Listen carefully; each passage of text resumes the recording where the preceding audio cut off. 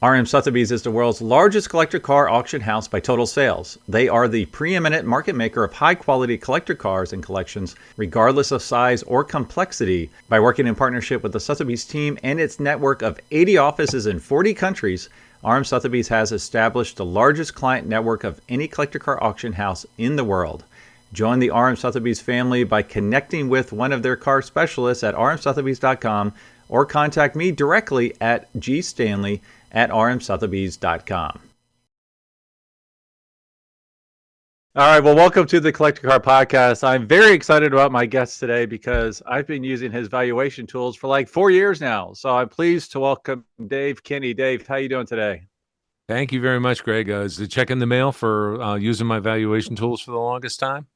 I think you owe me a check. Oh, right? Is that the way it works? How about if we just balance them out? I'll write you an imaginary check and you write me an imaginary check. Let's buy each other beers and call it a day. Actually, you know what? We could each write a check for $1 million, and that way the government will get a big part of it, and we'll send up with the exact same thing. If you want to do that, I don't think Sure.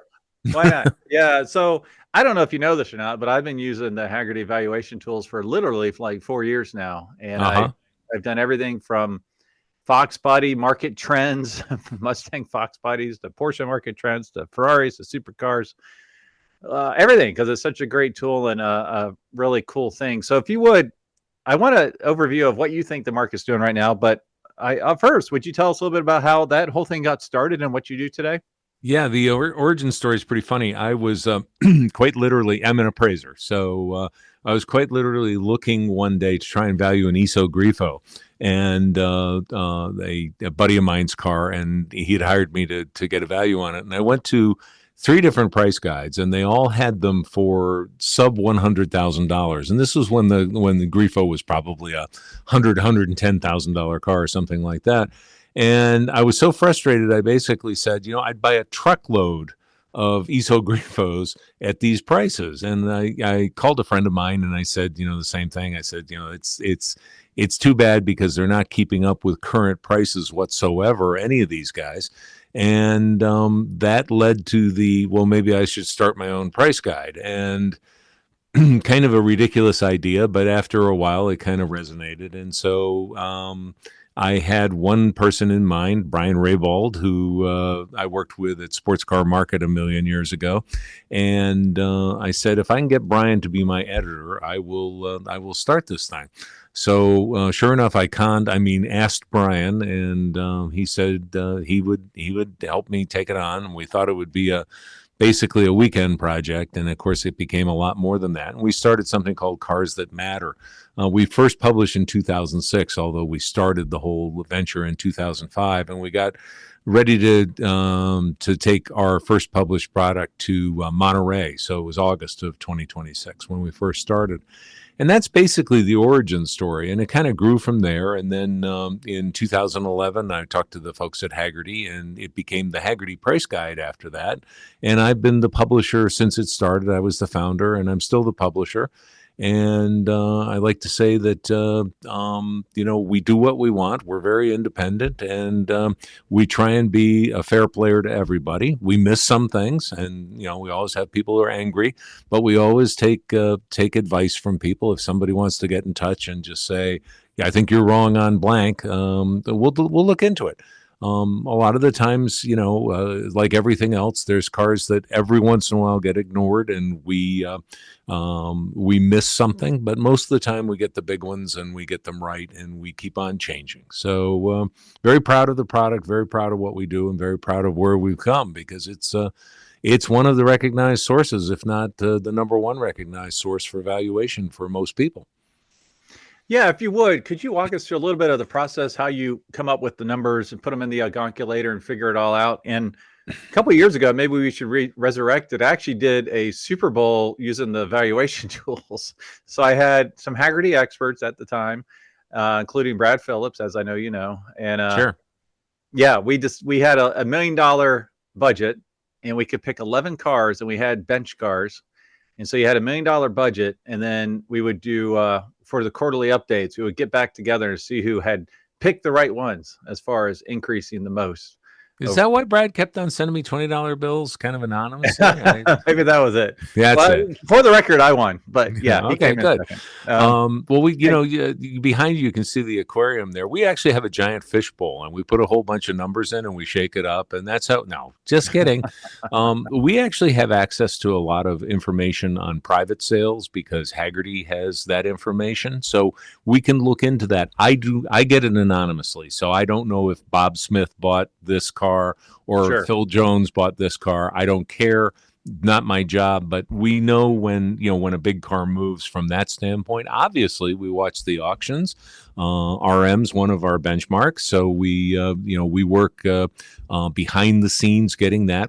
I like to go and take a look at cars. We have other people who go and take a look at cars, so we condition them. If it's a 1, if it's a 2, if it's a 3. Rarely at a big auction you rarely see 4s, but every once in a while, such as the Rudy Klein auction, you see nothing but 4s. Right. Not that was a bad thing, because that was Haggerty's auction of the year. I don't know if you saw that. I wrote that. Oh no, I haven't seen that yet. I wrote that for the Haggerty Insider. I called the Rudy Klein auction the auction of the year. I'm a sucker for junkyard auctions. I've got to say, I just love the stuff where stuff goes for crazy money. But anyhow, we do that. We also so we have private clients. I also am in the industry and have been for way longer than I care to admit. So I have a whole bunch of dealer friends that I talk to. Now, having been an ex-collector car dealer myself, I know that, the BS meter has to be alive all the times I'm talking to everyone, but especially with my dealer friends, when they say, oh man, the Daytona is going to just go up crazy in value. And then you look at their inventory and they have 3 Daytonas in stock. You kind of go, yeah, okay, maybe there's a little bit of bias here. But we put everything into the canombulator, as you said, or something similar. A gonculator. Pardon me? A gonculator. The gonculator, exactly. And we come up with valuations in 4 different price ranges. Now, what we've seen in the last few years, no surprise to anybody, that our number 4 condition has mostly gone down. Our number 1 condition continues to increase. I'm going to just say, with bunny ears here, on an overall basis, because people will spend the money for a great version of an X, no matter what it is, whether it's a Gremlin X or whether it's a Ferrari, XXX. People want the best of the best, and this is that market right now. And there's no surprise to anybody who's been watching it that people don't want to restore cars like they did even 10 and 15 and certainly 20 and 30 years ago. It was, buy a car and restore it and make it yours. I'm from the era where people bought a Duesenberg SJ and they would take it home and they'd change the color because they didn't want it to look like Bob's car. They wanted it to be their car. And, those days are gone. People want to restore to hopefully original colors or original style colors. In the 70s, everything was brown with brown, was light brown with dark brown. And you can still see every once in a while those 70s restorations coming up. I have a friend who's a dealer who buys those cars that are dark brown and tan, and he paints the dark brown part black. And all of a sudden it's acceptable. So, that's one of his little secret tips. But we've seen an incredible growth in the market over the 30 some odd years that I've been involved in it. And I've been an appraiser for 30 years, but I was involved in it when I was 15 and 16 years old because I worked for a guy who was now, one of the legendary car dealers from the past.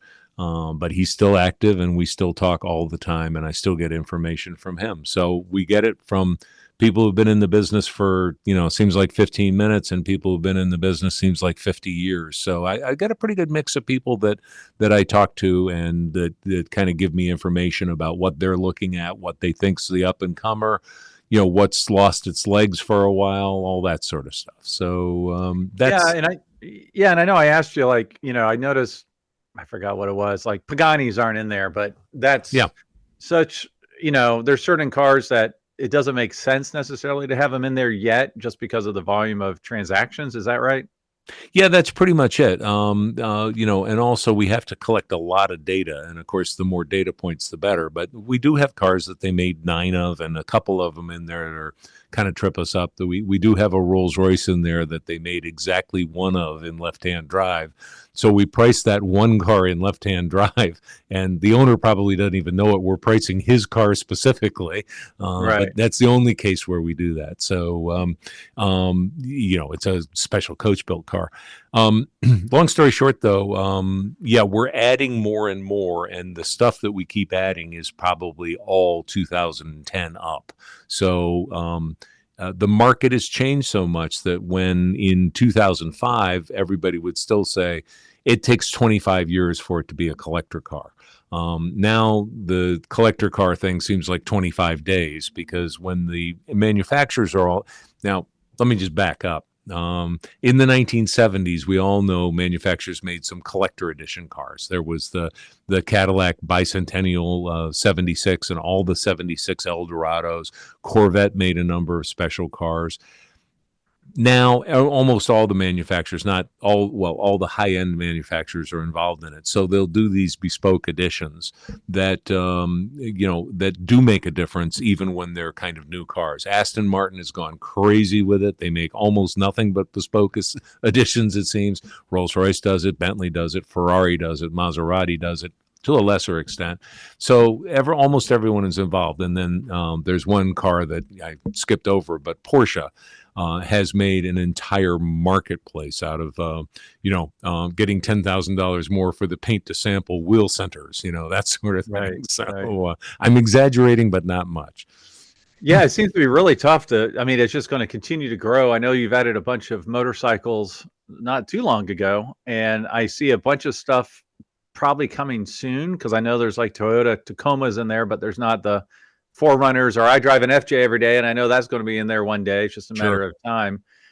So that's a lot. So I do have a question specifically about the Rudy Klein collection. Sure. So when you see a massive sale like that, let's pull out the crazy Mercedes alloy Gullwing that sold for approximately $9 million all in, a little bit over.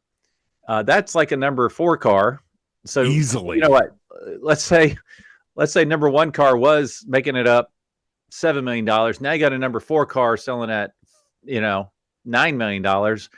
Do you pull out buyer's fees? Do you take away the highest and the lowest and do the median? Like, how does that play into it? Actually, that's a great question, and thanks. We don't take out buyer's fees, because at an auction you have to pay the buyer's fee. Now, Yep. The seller's fee, that's sometimes negotiable. The more cars you have, the more that's going to be negotiable. But the buyer's fee is almost always what it is. It's the 12% or the mixture or whatever. So that's cool. And so we're relatively sure that person paid that $9,335,000 or whatever. I think that's probably close to the number. Barn finds have been something that have been an anomaly in our marketplace now for a long, long time. Too long to call them an anomaly. They're part of the marketplace. So we acknowledge them, but barn finds do best in an auction situation when there's a lot of excitement.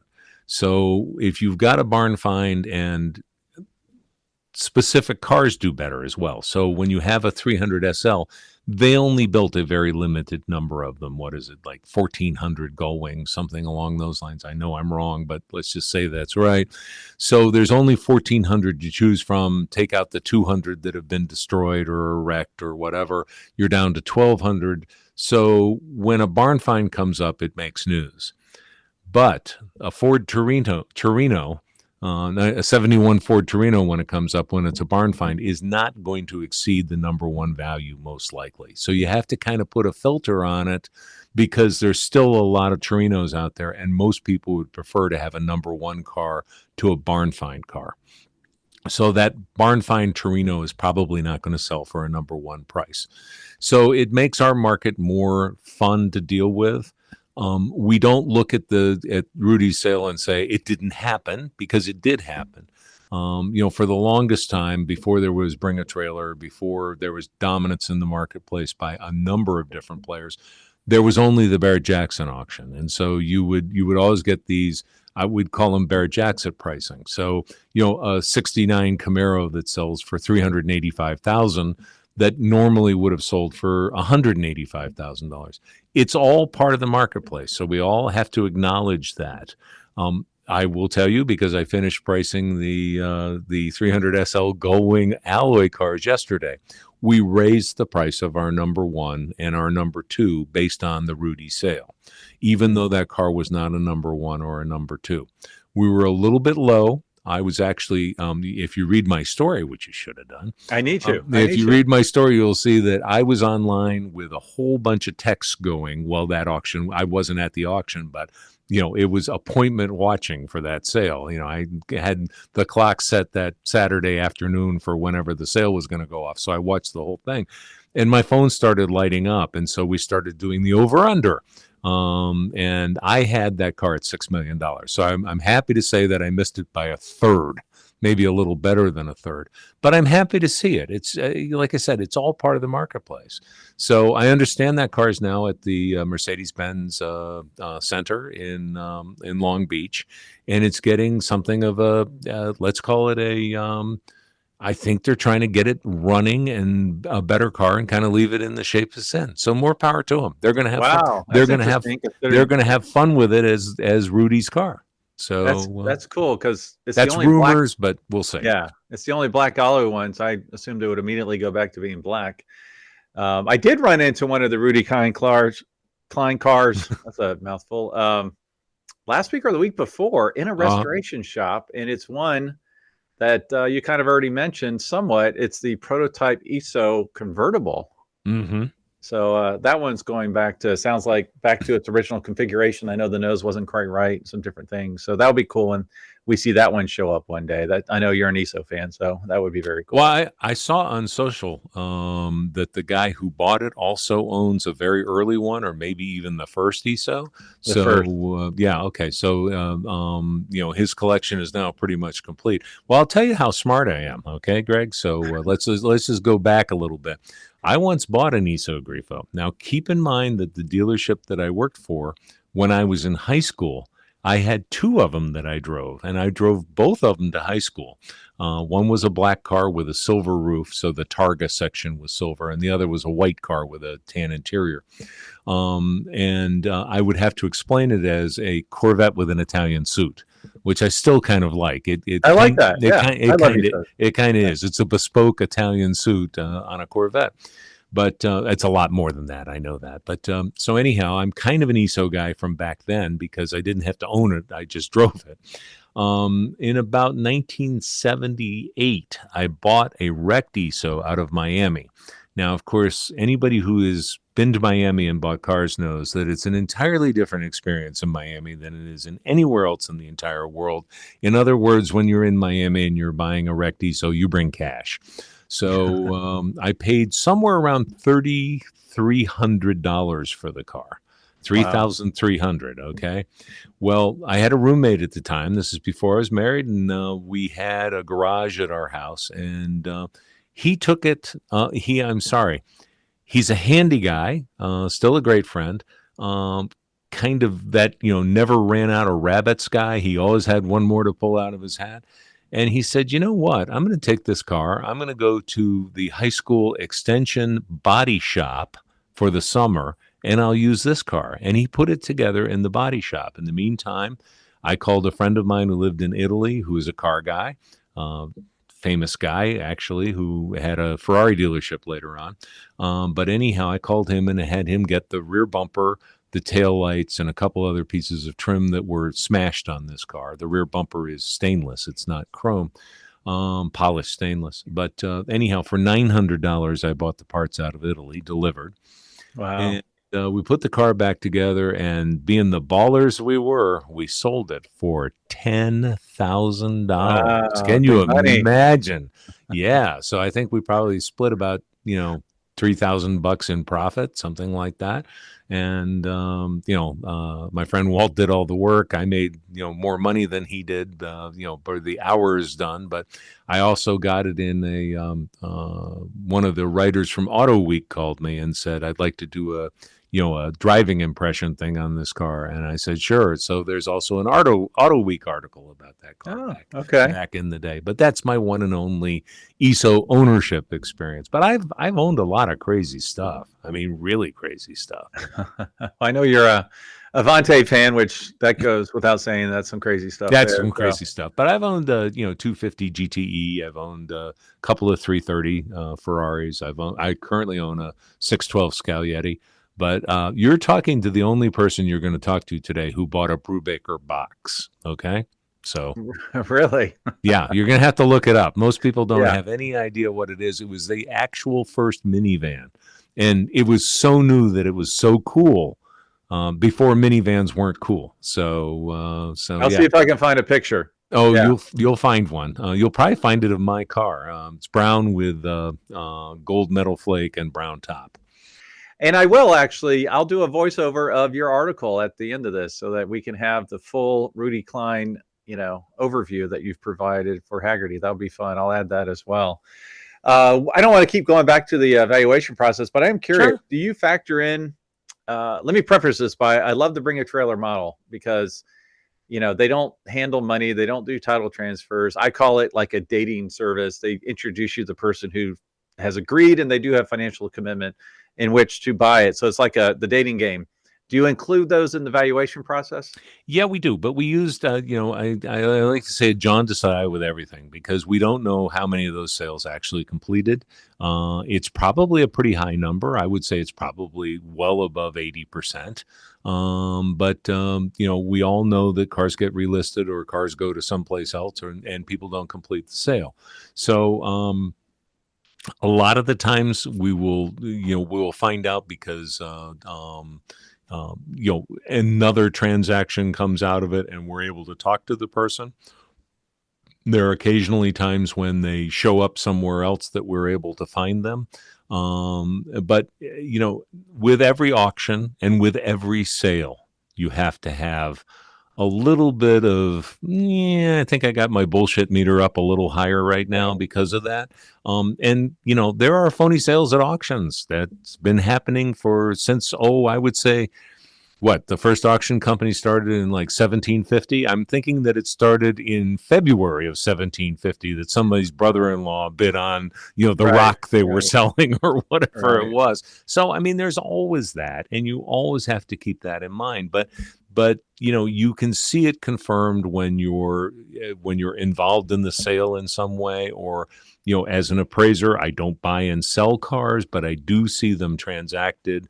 A lot of the times I'll go to an estate and I can find out what the person paid for the car, in 1996 or in 2006 or in 2016, whatever it was, sometimes 76. And so a lot of the time, most of the time, I'd say it would track with what we see. No price guide can ever be perfect, and that's why we call it a guide and not a gospel. Sure. So, and you always should take in mind, you should look at 3 price guides. You shouldn't just look at one if you're looking at cars. You should do your own research and see what happens. There are always times when cars sell for way more than they should, and there are always times when people sell cars for way less. When people go to an auction and they haven't been before, they say, well, there's this red Mustang that I want to buy. And I always tell them, do you like Camaros? And they say, well, yeah. I said, well, there's 6 Camaros there and there's 9 Mustangs in your, Fox body grouping or something like that. I would suggest you look at every single one of them, because if you want to come home with a trophy, if you're just going for one car, there's a really good chance you're not going to buy it because somebody else is going to want it more, or it doesn't meet the reserve, or, whatever happens. So I think the smart people at auctions are the ones who were, and of course, I'm going to give you my dealer rant here in a second, which is not what most people do as a dealer rant. But anyhow, there's always a price support level for most cars in a good economy. I've never seen an economy where there wasn't a price support level. Nobody wants it. That's what's known as a liquidation sale or a forced liquidation sale. The reasons why people who hate dealers should actually turn around a little bit and say, I kind of like dealers more, is if that Mustang that's going for should be selling for $36,000, if it's up there and it sells for $20,000 to a dealer, you should thank your lucky stars that dealer was there, because that means it didn't sell for $12,000 for somebody who really didn't even want the car, but thought they could make a few good bucks. So the dealer level comes in, and that's your support level. That's your wholesale level on any auction. Doesn't matter if it's the highest highfalutin sale or a farm sale in the middle of Iowa. You want that price support level there. It's funny you say that, and I don't want to go on my own rant, but I had one of our come on, let's rant. One of our kind of old stodgy guys in one of the groups I hang out with here locally. He's like, the auction house has killed it for the average hobbyist. The car, and I'm like, wait a second. You're just telling me you can't steal cars from other people is what you're telling me. Because I gave him the example, like the first car I ever consigned for RM Sotheby's was a 58 Cadillac Baritz convertible for a widow. Mm-hmm. And, the car hobbyists were lowballing her and kicking the tires and trying to steal the car. And she was just getting sick and tired of it, and so I met her through a friend, flyer at a car thing. And anyways, it was a rough car. It wasn't running, hadn't run in 12 years. The gas tank, there was some rot on it, blah, blah, blah. Anyways, we took it to Auburn and it almost doubled the low estimate because people were really excited about it. She was so excited that she was jumping up and down. They filmed her for the local news. And, but I don't know. Yes, we want to get a good deal. But no, we don't necessarily, you don't want to steal it from the widow, right? Well, I mean, if you want to get down to it here, I liked auctions better before there was an online component, because if no one was in the room and you were the only one there, and it's the 73rd, or more like the 273rd car going through for the day, and if you're there, you could catch a couple steals at the end. You could still catch steals. There's no doubt about it. I mean, I always say that if you go to an auction, if there's more than 100 cars, there will be a great buy there. Unfortunately, it's going to be that 2003 steam buggy that you know nothing about, or whatever, or you have absolutely no interest in. It's not going to be the car that you went there for. But the chances are. That's one of the reasons why I love the auction process. I always, I'm that guy. I haven't done it in years because I've been so busy, but I'd be driving out in the country and I'd see there's a farm sale, and I'm going and I'm watching them go through pots and pans, and I'm just smiling because I love sales. I mean, I love the auctions. I love the process.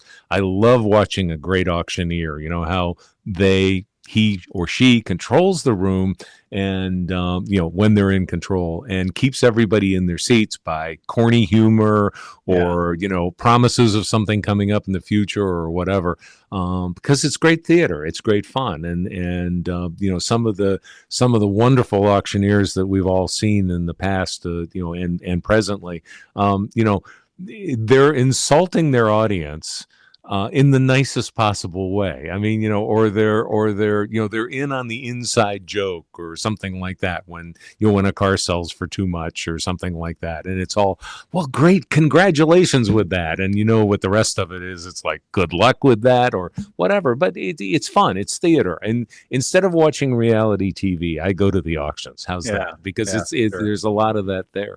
The other thing I'd say is that to anybody who doesn't like the auction process, Greg, as an appraiser, I've been in that situation where Fred passes away. His wife's got, in a very memorable one for me, a 66 Shelby GT350H, and Fred's new best friend, now that he's dead, Bob, wants to buy the car for $48,000 and does Bob and I talked about it. Fred and I talked about it. He told me he'd sell it for that price. He told me he'd sell it for that price. And I've had to actually, no exaggeration, sit with the widow, call the attorney. And I remember, because this was before we had cell phones. So we called using, the speakerphone that she had in her house. There were wireless phones then, but we didn't have, and we called the attorney. And so I asked a number of leading questions. I said, Widow Smith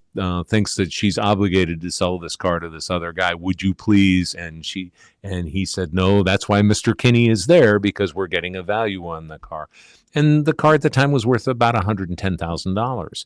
And eventually that's what the car sold for. Actually, I think I hit it for 110, and I think she sold it for 105 or something like that. But, that opens it up for people who otherwise might have made a mistake and sold their car for half price. And I like that fact. So, they can take it to a local sale as long as it's well advertised. But I like the bigger sales. I like at least regional auctions and, of course, national auctions, not every car gets into them, but Yeah, it's real hard to get a car in the arm right now. oh But, yeah, but yeah, I I've had know. And trouble. and I also explain, and I love this because maybe you've done this before too. I call it real estate. Every auction slot is like real estate. And It when you're is. in Monterey, you might as well call it beach real estate in California, because getting a car in, the auction company wants that car to sell because they're going to make more money. They want a realistic seller, and they'll bring the buyers. But the good news is that that's how the process works. But every time they've given that slot number 25 to somebody or slot number 28 to somebody, that's one less car that they can sell, because you can't keep people there for 12 or 14 or 16 hours and expect the sale to go well.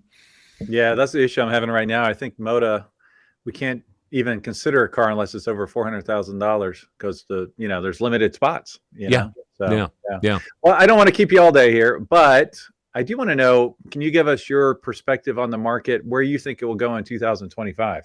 I'm kind of excited about 2025. Of course, it's a new year. Last year was an election year, and of course, everybody seems to sit on their wallet during an election year, and it's the same thing. My guy's not going to win. My guy's going to win. Whatever. They want to be conservative. I think that the first sale is going to be Kissimmee with Mecum. I think they're going to do very well, and I think Barrett Jackson will do well. Of course, we've got RM coming up in Arizona as well, and Bonhams, and I think everybody's going to be pretty happy here.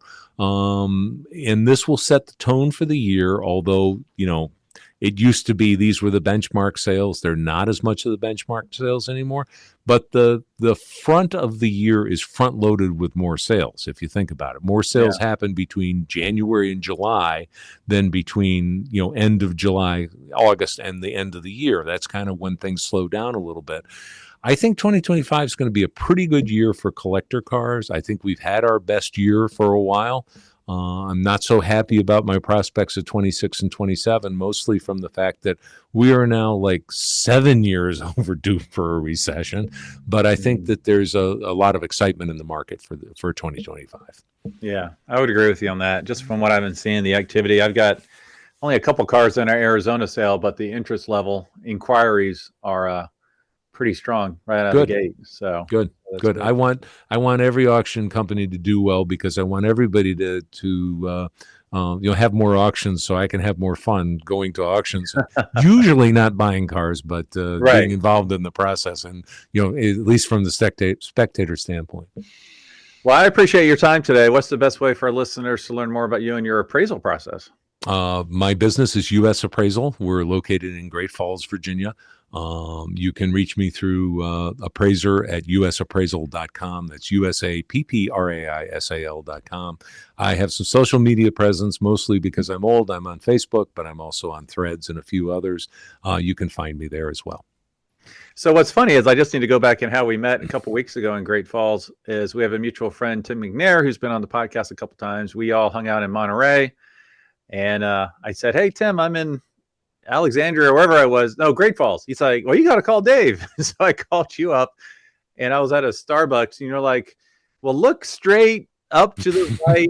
If you see the 7-Eleven, that's my office. Like, I was literally like, oh, wait a minute. My office is above the 7-Eleven in another building. Let's get that clear. Yes, you are. I'm not next to the Slurpee machine. But. No. But it was hilarious that I called you, and I was like practically looking at your office at that time. So random. Yeah. So well, it's a small world, but you wouldn't want to paint it, right?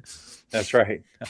Well, Dave, thanks so much. Hopefully, I'll see you at our next auction. Well, I'll be in Arizona, so we'll see you there. Okay, as promised, here's Dave's article titled "Junkyard Gems Make Up Our Sale of the Year for the Rudy Klein Collection." Per Dave, I see a lot of auctions. I watch them in person, on the big screen in my house, and the smaller screens on my desk, laptop, or phone. My name is Dave Kinney, and yes, I admit I'm an auction addict, and I'm not ashamed of that. My dirty little secret is that I have always liked auctions. Farm sales, closeout electronic liquidations, home clearouts, sheriff sales, unpaid tax sales, you name it. Sometimes they are happy sales, other times they can be sad. As a car guy, though, I like car auctions, and collector car auctions most of all. I have seen hundreds in person, and with the proliferation of sales shown on television and the internet, combined with the advent of online bidding, My obsession with watching auctions can border on ridiculousness. The good news is that as the publisher of the Haggerty Price Guide, as well as my role as an appraiser, this little fixation on auctions helps me understand the markets. It's also why I've been asked to pick a sale of the year among all the countless auction sales of the last 12 months. It's a tough choice because a lot has happened in the collector car auction scene in 2024. Gooding and Company announced its new affiliation with Christie's. Worldwide Auctioneers continues to pretty much own the space in Auburn, Indiana, at the Auburn Court and Duesenberg Festival during Labor Day weekend. Longtime auction powerhouse Mecum and Barrett-Jackson had great years, and we are poised to have a great January. Broad Arrow Auctions continues its brisk but rational growth both online and in person, and their marquee Monterey sale was my second favorite of the season. But it's Arm Sotheby's The Junkyard, the Rudy Klein collection sale, that gets my sale of the year nod. This is the sale that ticked all the boxes for me. It was a wonderland of stuff, and prices were all over the place. It had parts and pieces that sold for just a few dollars, and some of the cars and parts sold for truly mystifying amounts. There hadn't been an old car auction quite like this before, and it's doubtful we'll see one quite like it again. If you don't know the details, here is a brief refresh. Rudy Klein was a German who came to the U.S. already equipped with an eye for great cars. Not a moneyed collector, Rudy bought, sold, but apparently mostly kept a lot of the great cars that were down on their luck. Damaged in an accident, forlorn, abandoned mid-restoration, missing major pieces, it really didn't matter. The insider of his Porsche, the missing S is correct, foreign auto yard was seen by very few people and bordered on mythical by the last 10 years of Rudy's life. Unlike many myths, it actually did exist, and it held even more than was promised. Let's face it, many of us love a junkyard. Junkyards are the field of dreams for car people. They offer not only a glimpse of the past, but hopes of the future. This, however, was not your average junkyard. Highlights included 3 Lamborghini Miuras in various states of disrepair, tons of Porsche parts, plus a few notable Porsche cars in various states of decrepitude. There was an entire literal wall of Porsche 356s and 911s, 2 crushed Ferrari 330 GTCs, bits and pieces of a 275 GTS, various Mercedes cars and parts, several special German pre-war cars, plus much, much more.